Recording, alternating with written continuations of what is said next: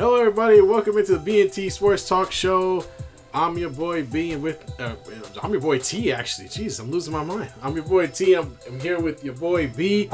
Thank y'all for joining us to talk some sports this afternoon. We got an exciting show for you guys because, well, free agency is off and running, and there are a lot of big names out there that have signed and are yet to be signed. Couple of people involved with both of our teams, maybe even a swap between our teams for a particular player. Just a lot of exciting things. We'll also be talking about some of the contracts that some of these folks are getting, all the money that a few folks are making, and a lot of folks not making much at all too, as well, as you see. I know, Jesus. So if you like what you hear, go ahead and hit that subscribe button, hit the notification button, like the video. We really appreciate it. So without further ado, let's jump into this. Just to give kind of a breakdown. First, B. A lot of crap's happening today. Obviously, we knew that free agency was going to kick off today at 3:00. Rumors had already started yesterday and days before, to be quite honest with you. And here we are. And at the crux of the biggest conversation between our teams, it's got to be Klay Thompson. Klay Thompson. Who would have thought? Yeah. Who would have thought that we'd be having this conversation here? And especially it may involve both of our teams here. Klay Thompson has decided, or him and the Warriors have decided that they're going to work on a sign and trade, making it official that Klay Thompson is not coming back to the Bay here. So he's officially gone. So tough. It's a tough thing to hear as a Warrior fan, but this is the ultimate nature of the NBA business here. The Warriors are making the right move here. They have to start addressing these needs of making sure that they sustain talent and not just hold on to something that, again, it's been 10 years since the first championship. Everything they've done in those 10 years, but look how the game's changed over the last 10 years here. It's changed to where they have to adapt to the different style of play for the game here. So he is tied in with your Lakers, man. Yeah. And I think this is going to happen because when you look at it, one, he's from there. Two, his dad is on the radio side of things. Yep. Right? He's got a big appreciation for his dad. And three, LeBron just took a pay cut as well to bring in somebody to help. And we all know what LeBron loves is a guy who can shoot the three. He's always had a guy on his team that can light it up from outside. It'd be big for the Lakers to land that. I can't believe I'm even saying that this could happen in the same division. Like, you got to be kidding, man. We just talked about that with Drew Holiday leaving Milwaukee. It's not a good idea. Boston. Why do you want to help our division rival, our California state rival, of all of that for Klay Thompson here? Well, do you think Klay Thompson's fitting for you guys if he goes to LA? Yeah, well, I think he can definitely check mark the box with three-point shooter because that's one of the things that the Lakers have struggled with, like for the past, I want to say 5 years. I think ever since we had KCP, who was probably the last 3-and-D guy we had that was fairly reliable. We had Malik Beasley at one point. He didn't do very well in LA, although he completely killed it last year with, or was it last year or the year before with Milwaukee? But, yeah, man, I think it will be a good fit on the offensive side of the ball. He's going to help space the floor. The Lakers do need to figure out their point guard situation. Are they keeping D'Lo? Are they trading D'Lo? Is there another player out there they're going to put at that guard position? I don't know. But let's say they keep D'Lo. You could put D'Lo in. You're going to start Klay Thompson. You got to figure out what you're going to do with that 4 spot, or excuse me, that 3 spot, or that 2 spot. Do you play D'Lo and Reeves and Klay Thompson? So it's going to be interesting how they set up the starting lineup around Klay. But Klay offensively can definitely spread the floor for us. I will say, if you look at his play the past year and a half or 2 years, it has not been inspiring. So this whole conversation is really built upon the experience that Klay provides as a veteran player. And then it's also based on what he's done in the past. Let's just be completely honest about this. Me personally, the name rings louder than the production. And that's the only thing I'm a little bit worried about with the Lakers is we do that sometimes. The Lakers tend to go for the names, but they don't really get the production. They did that with Russell Westbrook where You got the three-headed, monster with Russell, but Russell hadn't really played that well in his past few stops, and that kind of continued on with the Lakers. So the hope is that the Klay that the Lakers see is going to be the Klay Thompson that we're accustomed to seeing, who's shooting 40% from 3-point.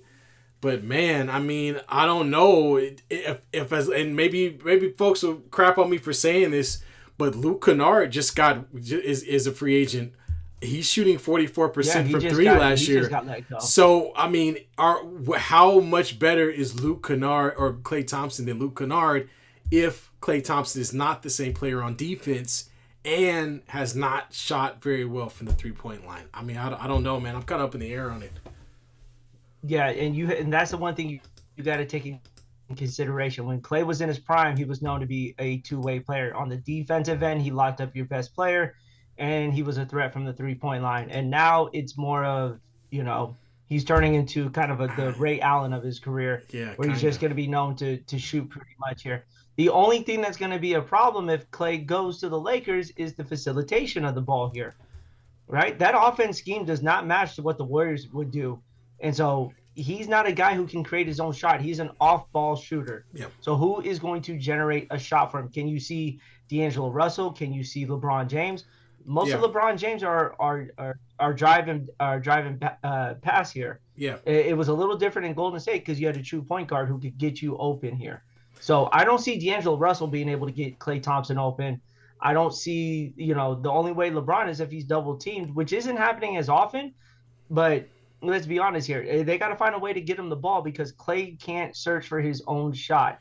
It has to be produced for him. He is an off-ball shooter. They so can. Going to the Lakers here will be a challenge. They can, but I don't think it's going to be D'Angelo Russell. I don't know. Even if it is D'Lo, they can. The pick and roll offense will do just fine. What's problematic about the Lakers was that they were playing under Darvin Potato Man Ham, who had no offensive strategy to speak of. Okay, let's not forget that we'll have a new coaching staff, and the offense should be a little bit more consistent at least.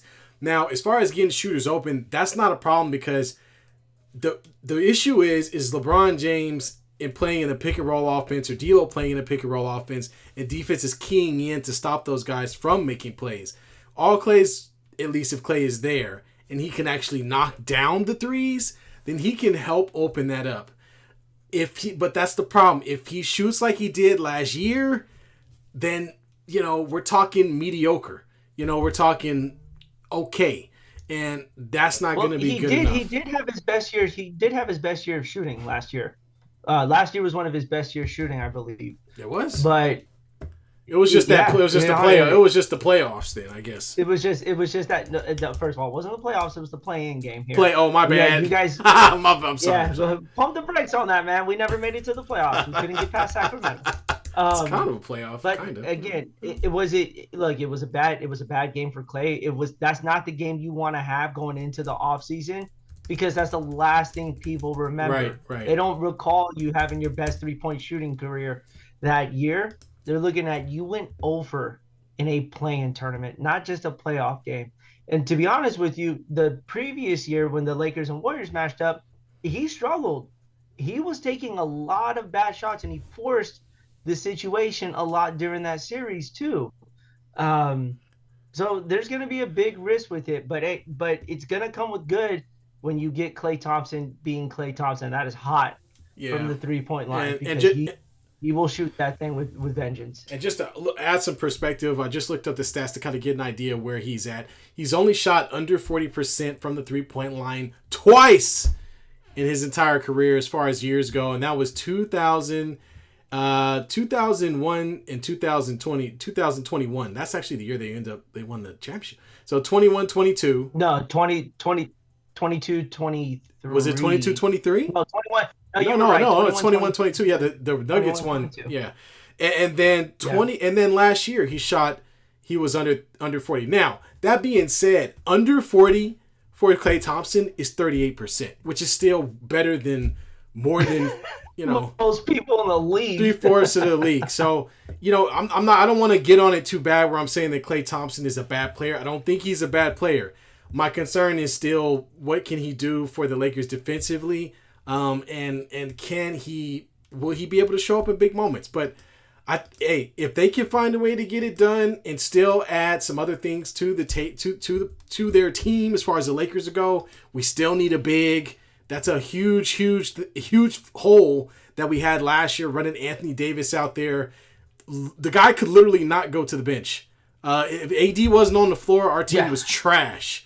And so we gotta find at least another guy that can be a consistent scorer with LeBron out of the game, and another big to play that can serve as a defensive, not replacement, but at least spell some time for Anthony Davis. So I'll be curious to see what the Lakers do going forward. Yeah, and that's gonna leave the Warriors in a tough spot, trying to figure out what they're gonna do.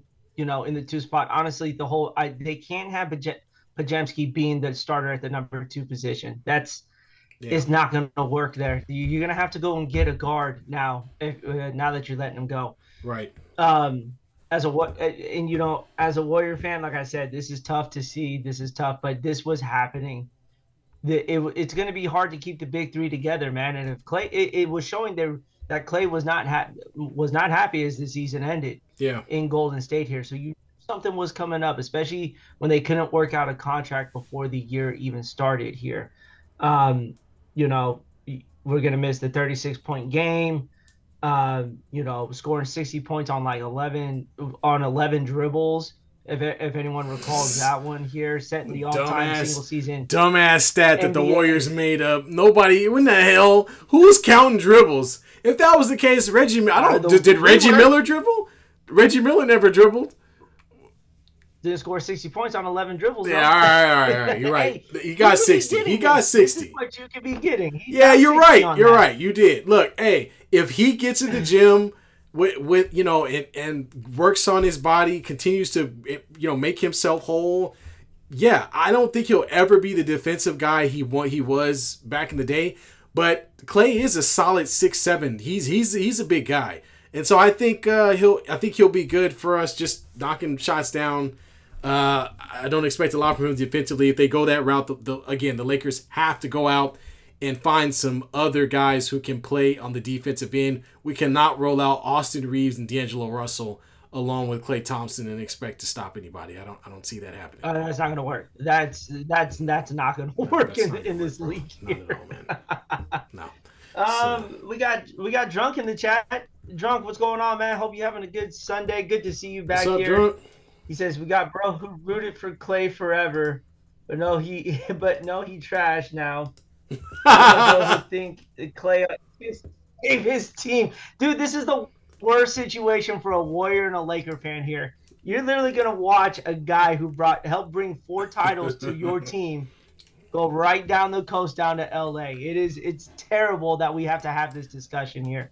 But that's going to be the biggest landing point. I really don't think the Sixers are going to make a push for Klay. I think Klay's just 2 years left in his NBA career. Why not just go to where your dad played with the Lakers here? Yeah. Or go end it there.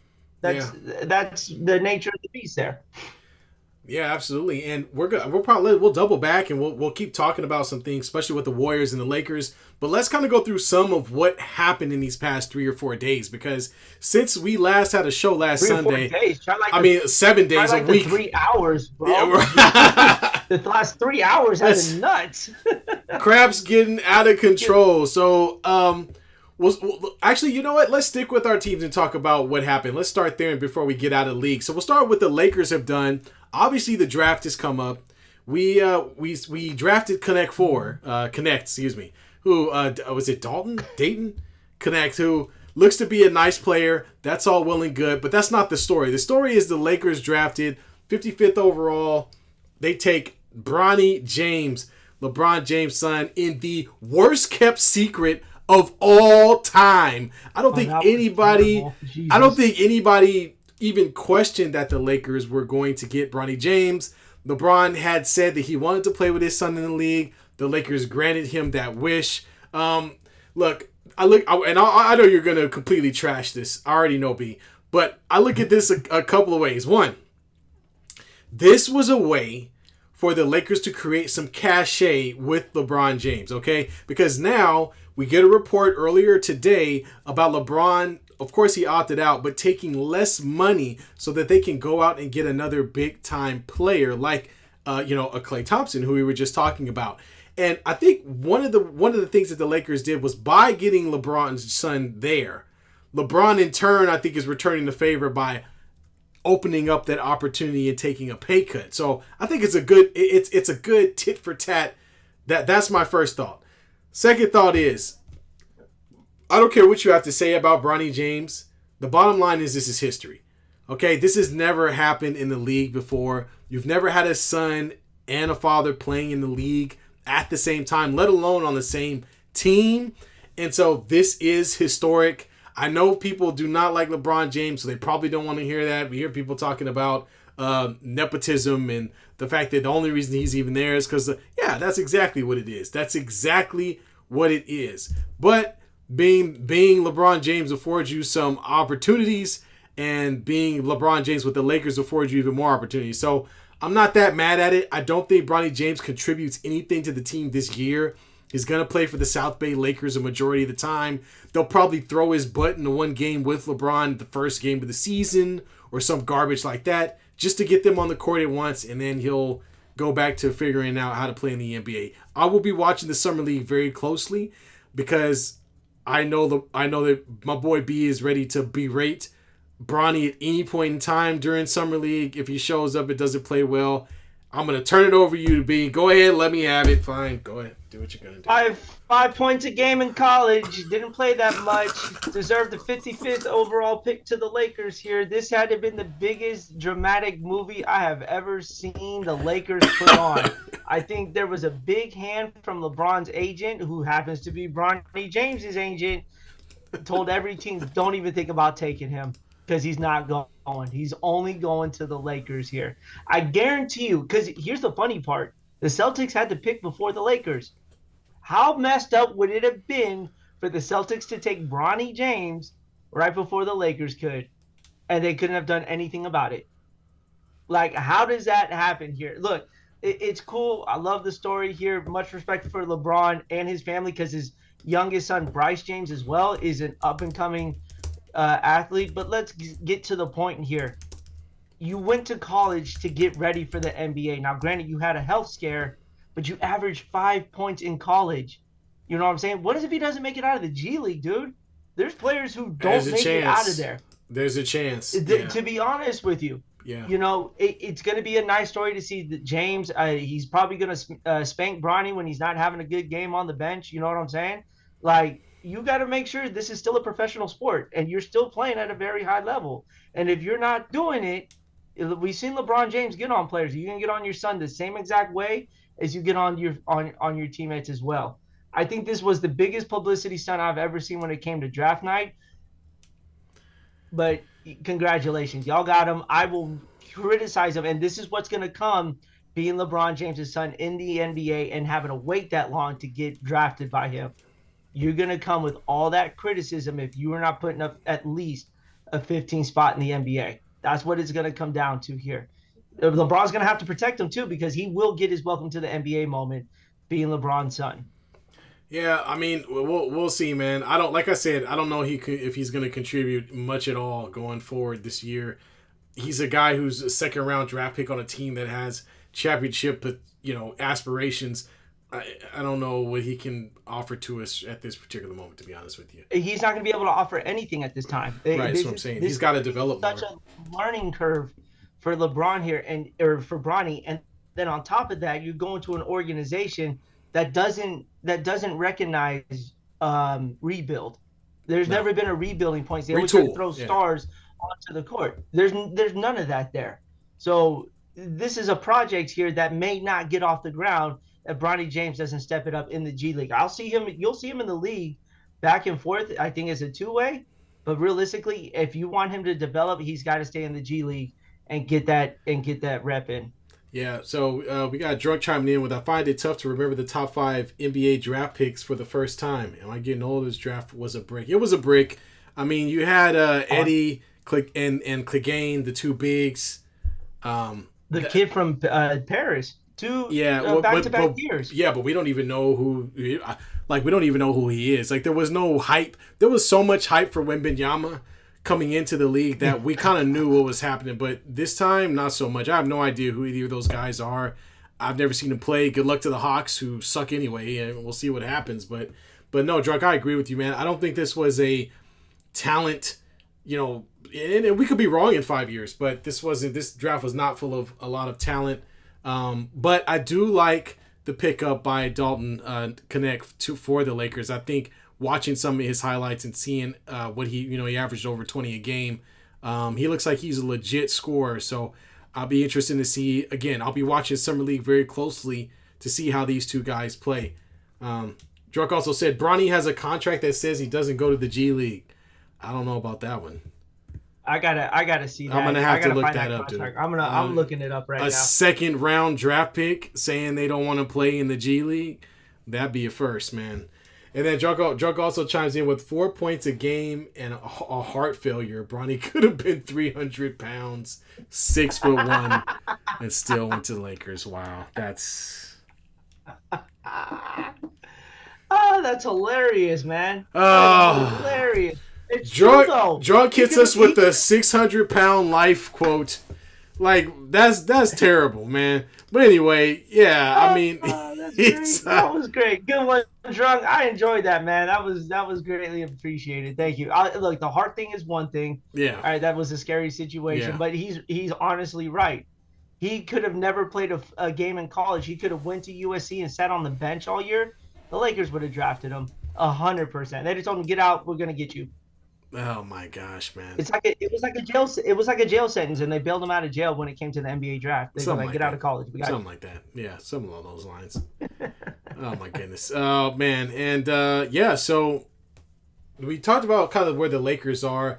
We talked about their opportunity for taking in more contracts with LeBron taking a pay cut. Klay Thompson is on the table. I've heard rumors of them trying to get a trade done with Brook Lopez, possibly with the Milwaukee Bucks. I don't know how realistic that is. And so I think the Lakers have an opportunity to use their mid-level exception to get a player and then also use a trade. The Lakers have 14 salaries on their books right now. They got plenty of money to move as far as players that they can trade or move around. Yeah. So I'm expecting that they're going to get that done because we don't need all these players. I thought that they signed Max Christie to a 4-year, $32 million deal. I thought that was a great deal. And this is only for Laker fans because anybody outside of Laker Nation is going to understand what the hell I'm talking about. But Max Christie would be an awesome 3-and-D player if given the time to play on the court. Unfortunately, our last coach, Darvin Ham, was in love with Taurean Prince and only played him. He was in love with Cam Reddish and played him, but never played Max Christie. I could never understand that. The guy has a great upside and I think can play in the league for a while. So really excited about that pickup. Let's move over to the Warriors, though. We'll start with the first guy to go, CP3. We knew he wasn't going to stick around for long, but I thought he would have been a part of a trade, B. I mean, he's out. You waved him like he was old garbage. He is old. Oh, look, man, look. He was the butt of the bread. He got thrown in the trash. Try not to throw shade on him, but he goes to the Spurs to be a glorified babysitter for that young team and Greg Popovich. You know what I'm saying? Like, it's good for Wembanyama. You saw what CP3 did for Trayce Jackson-Davis. Yeah. I thought that was really good for him to understand what the pick and roll is. Wembanyama is going to get some experience playing with Chris Paul, and obviously Chris Paul's going to get more playing time because he couldn't get it in Golden State. This is literally like he's just a journeyman now. Yeah. You know, from the Suns to the Warriors to the now to the Spurs here. I don't see Chris Paul. I thought he would go to a contender. He's got to try to get a ring before this is all said and done.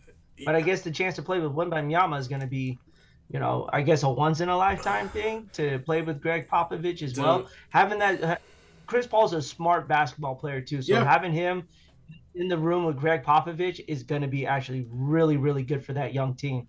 They're not going anywhere for the next 2 years. Dude, let's keep it a buck. I mean, Chris Paul is probably going to be an assistant coach with the Spurs after next year. Let's keep it what it is. He's kind of been dialed down for quite some time now. He's a much older player. He's an injury-prone player that's not going to get any better as he gets older. He's hanging on to that hairline like like a hubcap in traffic. It's not gonna. He's not gonna be able to play at that level for very much longer, if at all.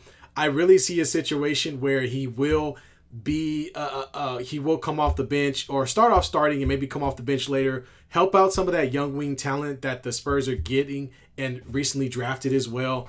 And then after that, I think it's time for him to hang him up, retire, and go ahead and join Popovich's staff. You know, be a part of a winning club that or a team that may be a winner in another 3 to 5 years. But dude, it's a non-factor to me. Non-factor, man. What? Yeah, Black Vanguard comes in saying CP3 on the way to the Spurs and then out of the league. Great player, but time for him to hang it up. Dude, there's a lot of players that are, 1 to 2 years are about to be done here. And then Drunk says CP should have called a career after OKC. Now he just looks desperate. It's exactly what he's going through right now. Is desperate. I think he wouldn't be that desperate to go to Spurs, but I mean, he could have went anywhere else to be a contender somewhere. Even in the East as well, there's a lot of places I would have really appreciated a guy like Chris Paul. Yeah, including maybe even the Philadelphia 76ers. I thought that may be a great fit for him, but he's with the Spurs now, so I'm just glad he wasn't on the Lakers, man, because that's what I was thinking. It's like, oh God, he's gonna bring in this 50-year-old point guard who's gonna be injured by the time we get to Thanksgiving. And he won't play again until the first game in the playoffs and then get injured again. No, I'm not interested in that. But good luck to him. He's still a Hall of Fame point guard. We're not going to take that away from him. But as far as being a Warrior, he had very little importance or impact on the Warriors outside of what you mentioned, B, which is have some impact on some of the young players. But let's keep on the Warriors. So there was a report out there that the Warriors had the opportunity to trade for Zach LaVine with CP3 and Wiggins and probably some other crap they would have to throw in there to Chicago to get him. Nope. Didn't happen. Got declined. The Warriors said, no, thank you. Didn't like that, the optics of it. So what happened? And do you think that the Warriors made a mistake by not taking that deal? It's hard to tell. You need a 2 guard, so Zach LaVine would have been kind of nice to be put in that position now. Yeah. Knowing that Klay Thompson's not coming back. You're not getting Paul George. I know. We're not getting Paul George. We can't afford his ass. I don't know, man. I think I'm okay with them turning it down. It's Zach LaVine doesn't really turn the dial, to say the least here. It may have been a resurrection for his career coming to Golden State, but was it worth you already let Paul walk, so I don't think Paul was going to wanting to go to Chicago. So I think that's why this trade fell through, because Paul didn't want to go there. His mindset was already going to San Antonio, so that trade really wasn't going to work.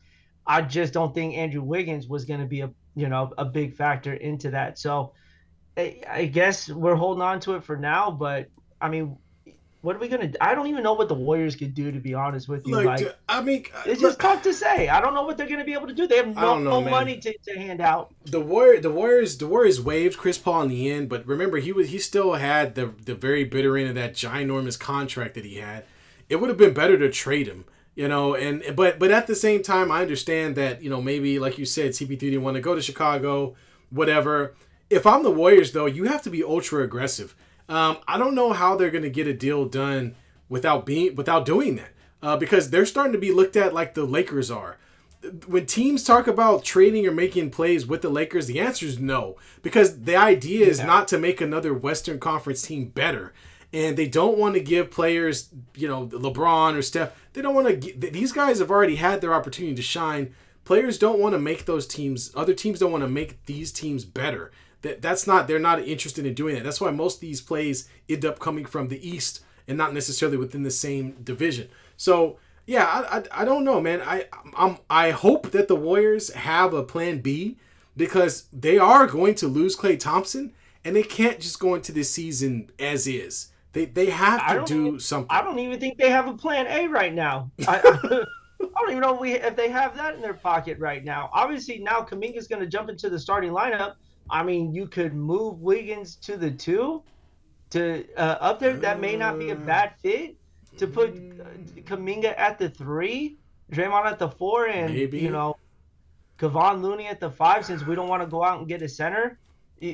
I mean, or Trey Oh, Jackson dude. Davis. You need another It, shooter. You need another shooter. You have to because we need one. they're gonna corral the crap out of Steph Curry. Those other guys you mentioned are not known to be 3-point shooters necessarily. Although Andrew Wiggins, he doesn't take a lot of shots, but he's fairly efficient. But you got to find another guy out there that can knock some shots down from the distance to keep the offense running the way it's used to running. So they got to do something. They got to do something. Well, we'll find out. I bet you they get rid of most of their players first before they bring anybody in. I guess the first thing to do is just get Klay Thompson onto a team. That's so kind of them to do. Appreciate it, Warriors. that's why they want him to do a sign and trade, because then they can get something in return instead of just letting him go and getting nothing.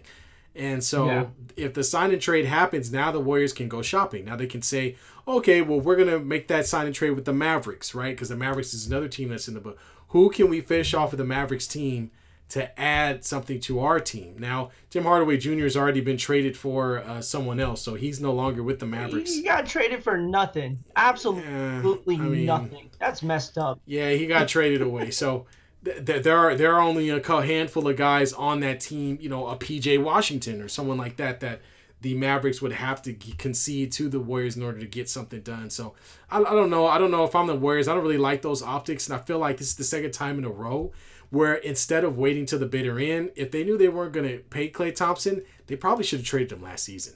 Because the deal is now you got your back up against the wall, and you need the help of the player to help you facilitate a sign and trade, and it's at the player's choice. The player gets to choose, that's the team I want to play for, and therefore it really gives you a small amount of options to pick from, because now you got to look at their roster and say, well, I want this guy or I might want that guy, instead of the beginning of last season. They should have said, this isn't going to work. It hasn't worked. We're going to move in another direction. Sorry, Klay, you're in the last year of your contract. We're trading you.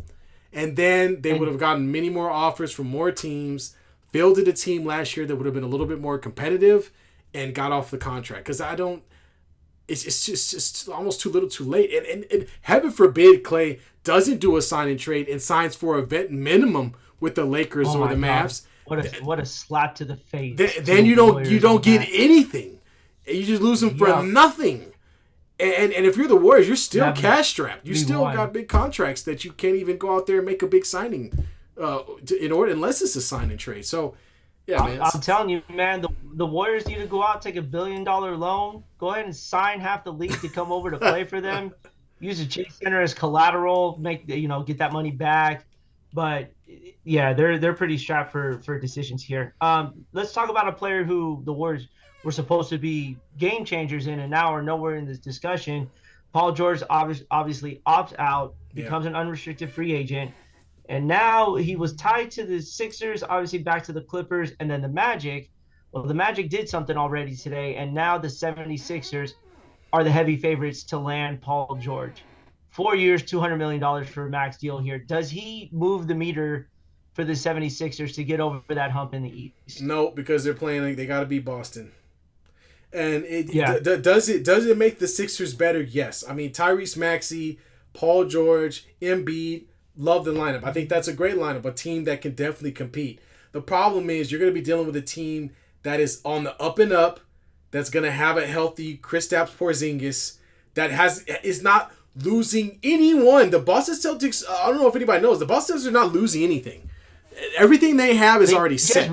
They just re-signed their center too, who barely played. That's the worst part, is when you win a championship, everyone stays. Yeah, they're not going anywhere. Well, I can't complain. Yeah, no, right, exactly. So they have every single piece that they had, because they already gave them contracts before this year. So the contract for the contract that they worked out with Drew Holiday, that was last year. They've already got him. He's already in there. You know what I mean? Derek White, he's already been paid. Jaylen Brown paid. Yeah, Tatum paid.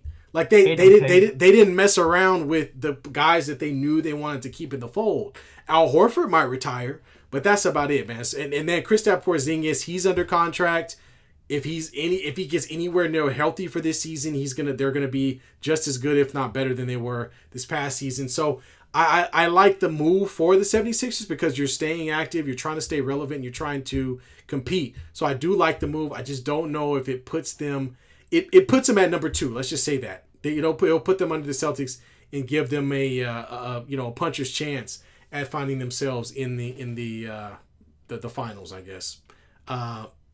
As for the other team, well, I mean, I think this elevates who? Oh no, go ahead. I'll get into the Clippers later. I was just gonna say, I think the Sixers become a top 3 team in the East if they can land Paul George. But the other thing you got to consider is his health. 34 years old, and he ain't played a full season in a very, very long time. Yeah. Now, granted, he was there for them in the playoffs, but you look what happened to Embiid and the Sixers when he went out. They went from being top 3 to almost not making the playoffs in the Eastern Conference here. Right. So that's what the 76ers really need to keep that in mind. Can you get Paul George for a full season? And on top of that, for 4 years of that, he's never been really able to do that once he left Indiana. Right, exactly. He has been injury prone. Remember, he had that terrible injury where he broke his leg. So I'm not taking that away from him. Yeah, but he's had little things that have kept him out of playoffs, that have kept him out of the season. The problem is, like you said, combining that with Joel Embiid not playing very much due to injury, it might create a problem for the 76ers. But this is their best opportunity to move forward, so they're gonna make the play, and I'm not mad at that. Let's talk about the other team, and this is just me going on a rant here. I guess Paul George finally got the whiff of the curse of the Clippers, who will never win anything. And he finally got there and realized that, you know what?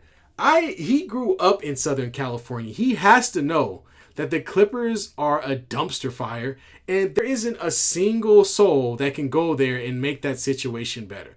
Yeah, you had Donald Sterling. You kicked him out. You got him out of there. Thanks to that girl with the mask over her face and the tape. That's the only thing that saved you. You know what I'm saying? So, but that team is garbage and always will be. This is the end of what should have been or was, presumably the best three-headed monster or best, tandem in the West, supposedly, whenever it first came into fruition. I don't know if folks remember, but back then, Tyronn Lue had left to go play to coach this team. The Lakers, of course, had fumbled the bag on signing him as a coach because they should have. And the Clippers went out and got Kawhi Leonard and then made a last-minute trade with OKC, which sent Shai Gilgeous-Alexander to OKC. Remember that name. And 5 picks. Now, you see what OKC has done with those picks, haven't you? And with SGA. So that's what it took to get Paul George to the Clippers. Now he's gone. So they've given up they've given up tons of draft capital, the best young talent that they had on their roster for a guy who only played, a handful at a time, was injured, and now is pretty much leaving for nothing. The Clippers is a cursed franchise. They are garbage, trash, and there isn't a good move that they can make because they'll always be a crappy little ball club. They'll always be that. Every move they make. Let's talk about the 2 moves that they did make here. Now, this one is going to be pending, but Westbrook did decide to pick up that $4 million with the Clippers, but that is a possible trade that can take place here. So that doesn't mean he's going to stay. Yeah. But at least they pick up the option, so they know they can have him if they can't get a trade done. The other big thing too is James Harden is staying with the Clippers. James Harden is going to stay with the Clippers here. So, I mean, look, they kept the garbage here, and now you're hoping that Kawhi Leonard can stay healthy of all things here. But, I mean, look, the Clippers have never been a team that has been relevant since they entered the NBA. Their biggest chance was when Lob City was first developed. And then that fell apart, and then they put this together, but it hasn't worked out since. You mentioned it, 5 picks for one guy. And it was more than OKC 5, I'm pretty sure. Right now. Yeah. But OKC is thriving with these picks here, and on top of that, you got a potential MVP on your team now. That was once playing for the Clippers. So again, you don't know what he's going to turn out to be, but that's a big risk that you take, and now it's biting him in the butt. Yeah, no, it's. Like I said, they can't make a good move. I just want to crap on the Clippers, so why not? The Clippers got Paul George from OKC some years ago. They gave up Shai Gilgeous-Alexander. I got to say his name right. Danilo Gallinari, who cares? And then 1, 2, 3, 4, 5, 6, 7 picks. 1, 2, 3, 4, 5, 6. All of them first rounders. Yeah. All of them. That's crazy. All of them. Who would have thought? And the NBA's only got a 2-round. It's only 2 rounds in the NBA. That's it. It's not like a long out draft like the NFL. It's only first round and second round. 7 picks in that kind of in that draft, and it's stretched out.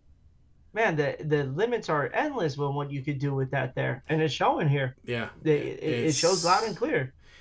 Yeah, they actually still have the 2026 first round. They still have the 2026 first round pick from the Clippers.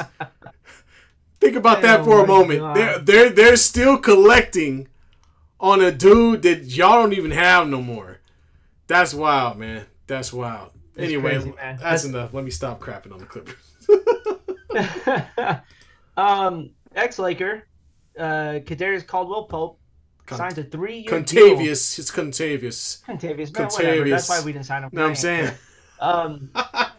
He signs with the Magic for 3 years, $66 million here. Yeah. That's not a bad pickup for the Magic there. No. Get yourself a little offensive player here to go with Paolo Banchero. Obviously the Magic were in the running for a guy like Paul George, for Klay Thompson here. This isn't a bad pickup here. Do you think 3 years, $66 million is worth it? Because I'm about to crap on most of these contracts now because when players are getting paid for that, they're going to get paid here. Does he deserve that 66? I mean, KCP played pretty darn well with the Nuggets, especially that championship season, of course. So I like him. I mean, the guy's won 2 championships in the past 5 years. I mean, you gotta kind of give him some extra for that too. $22 million a year. For a guy who's a 3-and-D dude, yeah, it's on the, on the mid to, it's a little on the high side, but Orlando's a young team and they need a veteran presence. You're going to have to pay a little bit more for that. The Nuggets obviously couldn't pay him because they've got their money wrapped up at Michael Porter Jr. and Jamal Murray and Jokic. That's their big 3, so they didn't have enough money to keep him, just like they couldn't keep Bruce Brown last year. So yeah, I think it's a great pickup from the Magic. Again, I don't know how much better it makes them. They were a surprise team this year, so I look for them to be a little bit better. I don't know if they can compete with. We haven't even talked about the Knicks yet. I don't know if they can compete with some of the other Eastern Conference teams, but yeah, I think it's a good pickup for the Magic. And let's get to the chat real quick. Black Vanguard, this is why OKC is making things happen over there. They can thank the Clippers for that. OKC is very fun to watch, though. The only thing that's going to hurt OKC is being in a small market and finding a way to afford these guys here. That's the only thing that's going to really handcuff OKC here. So they're going to have to find a way to kind of generate a little more revenue so they can pay these guys, because they're all going to be well deserving of a contract here. It's just that's the nature of the business. If you're in a city that's not making a lot of money here, you're not going to do too well when it comes to having to keep players here. It's going to be a struggle for them. So they're going to have, that's the one thing that they're going to have to really focus on, is how do they keep these players in this small market that they play in. Yeah, exactly.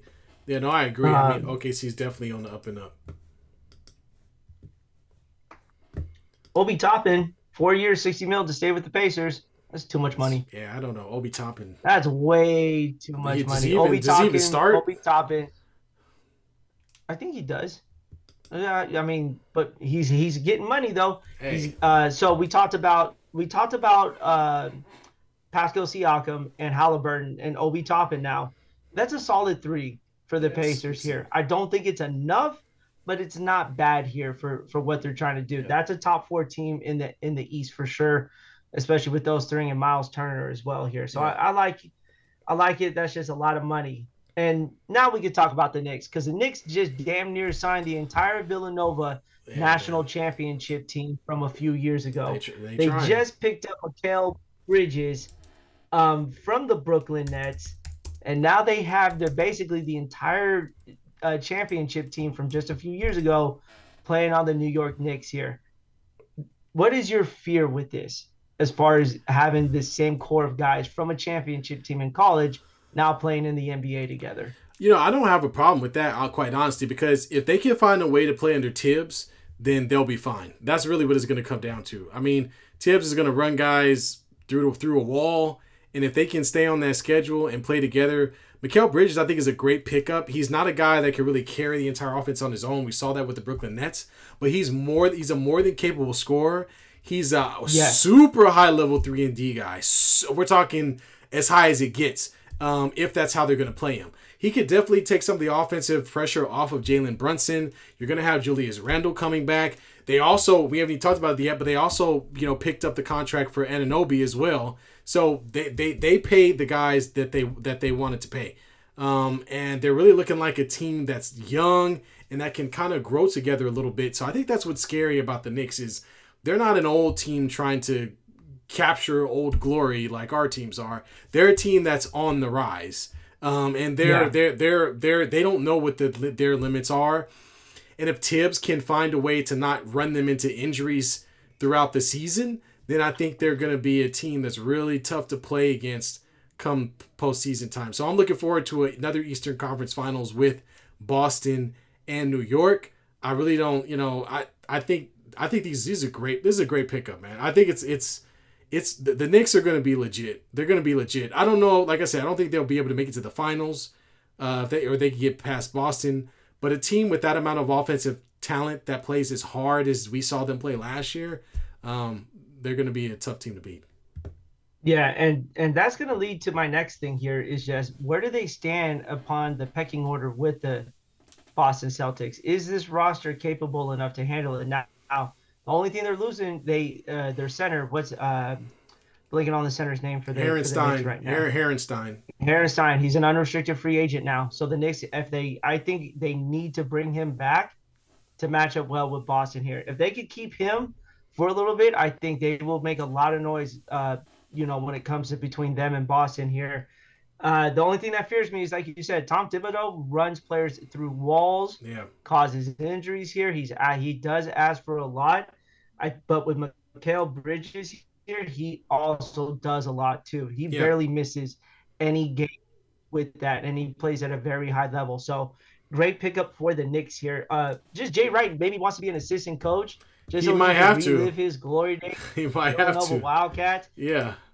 Because he can provide a lot of great insight on these guys because that's who he coached in those national championship games. Let's just put it this way: we will see him at a lot of Knick games next season. Oh, 100%, 1,000%. So the next one is the DeJounte Murray trade. Is that where we're going? DeJounte Murray was traded from the Hawks to the Pelicans. This doesn't really. This doesn't do anything for me.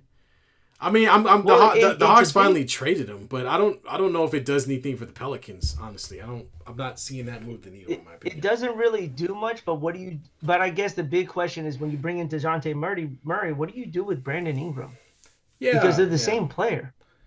They play. So what are you gonna do with him, Warriors? I don't know. Warriors, you need a two guard.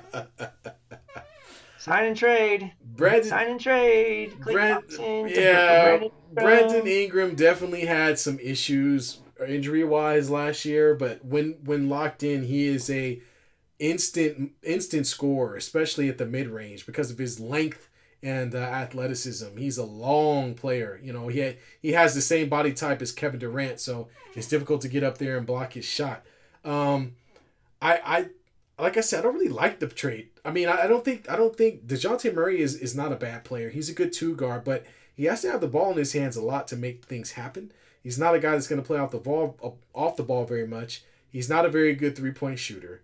But he can play a little defense. So I'm curious to see how this shakes out for the Pelicans. I see them being he's not a true point guard either. Yeah, he needs the ball. He struggled too last year. He struggled a lot. So I see a team is going to take a lot of threes and can play fast, with Zion and all that. But I don't know if I see a team that can contend and compete in the playoffs. So I think this will be a play-in team, kind of in the same position they were last year. I don't see them being much different this year. I don't. We're getting into a little bit bit of a, I guess, the small portion of the NBA free agency. Just some big things here. Kevin Love staying with the Heat. He opted out first and then re-signed with the Heat. The guy's old. Just I retire. honestly Seriously. was shocked. I would have thought he may be a good fit with the Lakers though, because him and LeBron have a good connection from their days in Cleveland. Here, I thought that would have been something that the Lakers may have tried to pursue here, because they could have gotten rid of a little bit of a young talent to go get some real old talent, to say the least. No more old people, please. please. Stays with the Heat. And then the Bulls give Patrick Williams a 5-year, $90 million deal, keeping him with Kobe White, who's 24, Josh Giddey, your favorite player, at the age of 21. So it looks like the Bulls are going towards that young route. They just got rid of Andre Drummond. They're probably going to let go of DeMar DeRozan too, just to kind of get that rebuild started here for the Chicago Bulls. And you want to talk about franchises that have been really non-existent since the last time they won a championship. Outside of Derrick Rose, the Bulls have not done anything to stay relevant. Nothing. They're terrible. They've tried too, but it just hasn't panned out. Hopefully they're going to be in the dog. They're going to be pretty crappy for the next 5 years, and they're just going to have to hope that they get some type of, get some of this talent together and make some type of push to be a playoff team. Yeah. But right now they're going to suck. They're going to suck for a while. And speaking of teams that suck, I don't know where the Pistons got all this money, bro.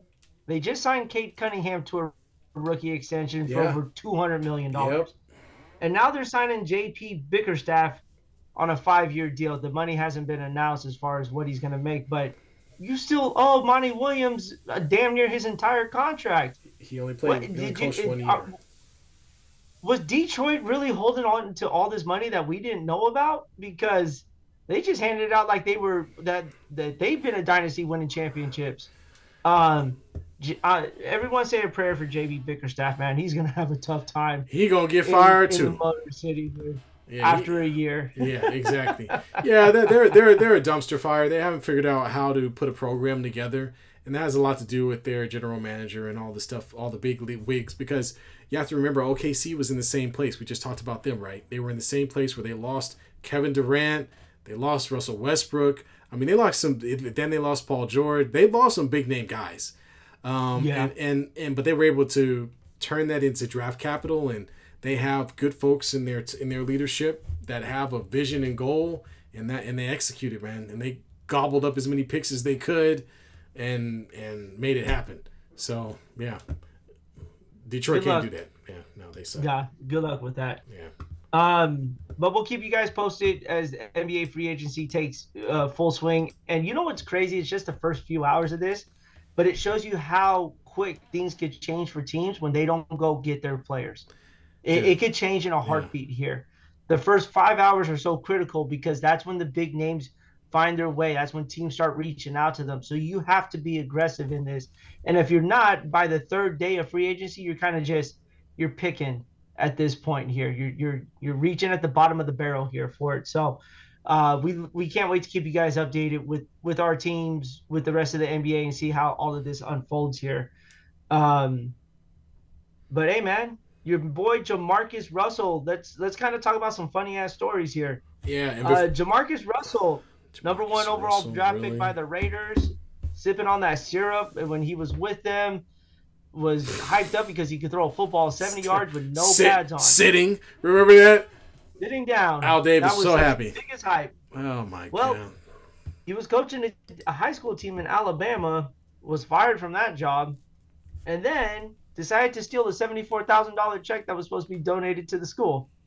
Wow. As a Raider fan, man, how tough is that for you to see? Well, first off, as a Raider fan, I would like to X out Jamarcus Russell from my memory banks as being a Raider. You can't. It's a very sour time for any Raider fan to remember Jamarcus Russell after playing what was it, the national championship game or whatever that game was. What LSU basically got first pick just from playing that one game. Okay, Got paid $100 million. This was back when they didn't have any caps on the rookie contracts. Okay, came in. Okay, came off the bench, played was terrible from the start. There was no potential for the man. I'll never forget when he tripped over his own feet, fell down, and fumbled the ball. It was awful. This does not surprise me. You have to support the syrup, the syrup, schedule, I guess. So Russell decided to steal some money because he's already spent his entire $100 million. Go figure. I know he has no money. Go figure. He's broke. So he steals a check that's supposed to go to a high school for $74,000. Oh my gosh! You gotta be kidding me, man. Well, he's done, and I hope I never see his face or hear his name ever again. I don't think there's a reason to. He's trashola. Hey man, well you got to find a way to make a mark in the industry somehow, some way. Last week we talked about the NFL going to court because of the whole dispute with the NFL Sunday Ticket. Yeah, that's right.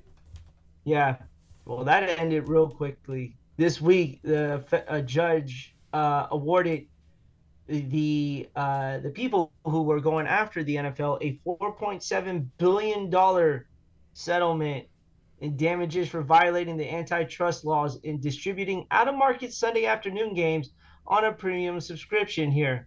So, of course, the NFL is going to want to challenge this. But to bring it into hindsight here, people who were paying for the NFL Sunday Ticket for, I think, a duration of 10 years before YouTube TV took over were paying all this money and couldn't watch all those games. Yeah. What was the point of having the NFL Sunday Ticket? And they're going to get some money. They're going to get a check in the mail. Yep. That's crazy, man. I just started with the NFL Sunday Ticket. Now I'm gonna miss out on this $20 settlement check from the NFL. Oh, it's probably more than 20, man. Well, not only that, but there's going to be teams who get paid out as well because it violated the team's contracts for their broadcasting rights. So what they should do is a lot of money that's going to be pulled out. They should go back and they should if the amount that they're offering is less than a season pass, they just need to go ahead and give them free season pass for the next year or two. Seriously, YouTube pays or charges you $400 for the year. You might as well make it up that way. Jeez Louise. It's ridiculous, man. Crazy. What else we got? Well, I'm trying to see. I've been looking. I'm trying to see. The only thing I see is Derrick Jones Jr. has decided he will not re-sign with the Magic. So, the Mavericks. You mean Mavericks? Mavericks. Let's go. Get over to Golden State right now. Let's go, Warriors. Go bring his ass back. Hey, well, the Lakers, we've got some space. We can, Sign and trade. We have a sign and trade. The other thing is he wants to go to Dallas. Yeah, Dallas is trying to make a strong play for Clay, but it has to be a sign and trade. So it'll be interesting to see how that works out.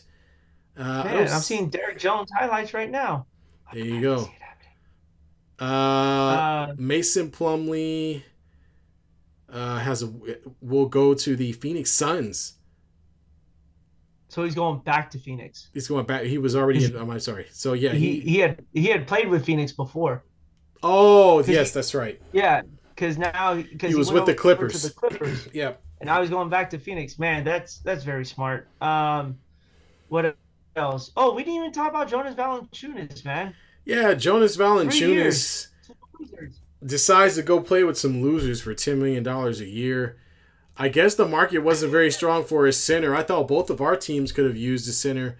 But, I understand he's not as high on the list as somebody like, Nikola Vucevic with the Chicago Bulls, who may end up getting traded, due to what's going on with the Bulls. But I would have thought he would have earned something above that. And playing for the Wizards is almost, not quite, as bad as playing for the Clippers. I mean, it's kind of where you go to die. There's not. I honestly think it's a lot worse because name me three superstars on the Wizards compared to the Clippers. I need three of them right now. All time, I gotta. It's the only one I got. All time right now. Currently on that roster with the Wizards. They're not all. They're not. No.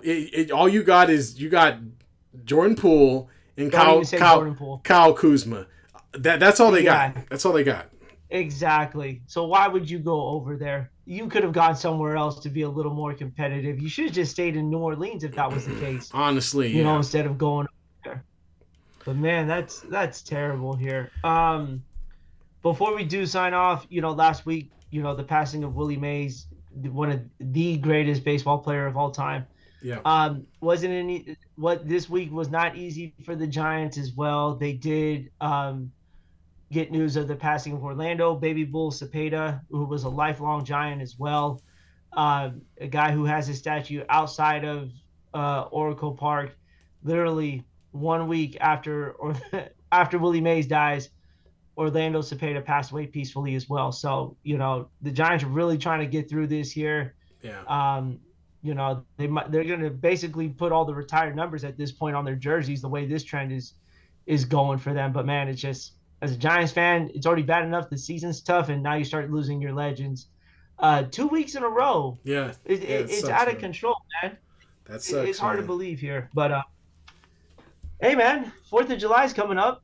Anything you do in particular that's a lot of fun? Well, man, you know, I don't know if you looked at the weather. I don't know if folks know, but B and I are in two completely different areas or regions as far as weather is concerned. Now, we're not that far. We're both in California, but it's going to be 106 degrees. It's going to be 113 on Tuesday and Wednesday. Dude, we could have... I'm trying to figure out a way to escape. I've been telling my wife, like, is there a way we can just not be here for this next entire week? You know, I wish I had planned it better, because it's gonna be over 100 all 7 days next week. We are not looking forward to it. We don't know what we're gonna do on 4th of July, because if it involves going outdoors, it probably won't happen until like 7-8 o'clock at night. We're not going to be able to be out in 109 degrees, 6-degree weather. So it's going to be interesting to see. The fireworks are going to start themselves for you guys out there. So damn. Hey, don't say that. Don't say that. Don't want any fucking fires, man. It's already dry enough out here. Last thing we need is some idiot throwing a firecracker in some tall grass and burning shit down. No, I don't need that. I do not need that at all. That's crazy, man. Quick update here. I got some kind of a little bit of Laker buzz. This may or may not be. I don't even know who this guy is. Somebody with the LA something. Some talk about the Lakers possibly are in talks with the Portland Trailblazers to make a deal for Jeremy Grant. Interesting pickup. The Jeremy Grant, I think, would be a good pickup for the Lakers. However, I don't see a situation where Jeremy Grant and Klay Thompson would be on the court at the same time. Those guys play very similar positions, so don't know how true this report is. We'll see, though. Be interesting to see how this sits. Hey, what about? Can we talk about the fact that the Blazers also have a dying center who needs to get out of there in Aiden? Who? He was with the Suns. Yeah. No. He wants to be there, man. He doesn't want to be on the big stage. He's made that clear. He wants to be there. That's so weird. Yeah, he likes being in, you know, some little team where nobody's watching him. He enjoys that because he had the opportunity, but he just didn't have a very good relationship with the Suns. So I don't know. Let me get his name real quick. Why is it blanking on me right now? Hate this. God, he looks good. He looks like a busted Greg Oden right now. Yeah, Remember does. that? Absolutely. Good God, what's his name? I mean, Jeremy Grant wouldn't be a bad fit for you guys, but you got to choose one or the other. You're not gonna be able to go after both. I mean, yeah. DeAndre Ayton. There we go. DeAndre Ayton. Yep. Look at this. Source confirmed Sacramento Kings are pursuing a trade for Brandon Ingram. Ooh. Kings have discussed with the Pelicans. It's worth noting Ingram was an emerging star under coach Alvin Gentry, who works in the Kings front office. That would be pretty big for Sacramento to go out and get Brandon Ingram. Well, what happened? Not the Warriors, though. Kings. Not the Warriors, though. Well, yeah, of course not, because we don't want to sign and trade anybody right now. JJ says, man, been trying to get Grant since the bubble. Well, I mean, now's your opportunity. If LeBron really takes this contract and lowers it for him, sky's the limit for you guys. I hate even saying that. Yeah, well, the only way it works, honestly, is it's going to have to be a trade, and it might have to be a three-team variety. It's either that or Klay Thompson, for whatever reason, decides to, or one of those guys just, well, no, it can't be Jeremy Grant. He's already under contract. So if Klay Thompson takes the mid-level exception, which is $13 million for the Lakers, then that gives the Lakers an opportunity to go out and find a trade elsewhere, because then they can take back a little bit larger contract than what they give up. So we'll see if it works out that way. That'd be amazing. But this Klay Thompson thing has to be figured out first. And I think that's what both our teams are in a holding pattern right now. The Lakers and the Warriors. Unless the Klay domino drops, we can't do anything else. So until Klay makes a decision, everything else is just going to be smoke. And then once he makes his decision, I think that's when you'll start to see things unravel a little bit more. And whatever alternative moves either the Lakers or Warriors have will start to come to light. So come on, Klay, make a choice already. Sheesh. I mean, I know. Sorry. Well, I mean, this is how we're treating our legends here. They might as well just retire his jersey number tomorrow, since he's not coming back. So, I don't know. You got anything else? No, man, that's it. I don't see anything great. Some stupid report about LeBron calling Klay at the start of free agency. Who cares? What's that going to do for us? Are him and Bronny working on their 3-point shot right now? Is that what's going on? I don't know. I don't know, man. Anyway. The fact that I get never mind. Yeah, no, I think that's all. That's all we got. We will be hot on the trail of NBA free agency throughout the week. We know as soon as we get off of this show and wake up tomorrow morning that something's going to change. So I'm pretty sure that most decisions will be made within the next few days. I doubt many of our top name free agents go pretty quickly. So we're going to be on top of that, and hopefully and definitely talk about it next week when we get on the show. So be on the lookout for that. Also, folks, we've been working on creating more content, dropping more videos, so that folks don't have to sit through the entire 2 hour, this ain't 2 hours, what is it? Hour-long show on Sunday. And we're going to start breaking it down into segments and posting it online. So if there are particular topics that you think you missed or something that you want to hit on, or you want to see what did T say about that, what did B say about this, we're definitely going to have some shorter clips to post on YouTube for you guys to consume a little bit quicker on a lunch break, or in breaking between phone calls or whatever, or just put us on in the background. So we're working on that. That's in the works. We already we put up a video last week. So we're going to continue to build on that. So be on the lookout for that, folks. Turn those notifications on. We appreciate it. Really do. Absolutely. Well, folks, that's all we got for tonight. Y'all have a good evening, and see ya. Peace. Peace.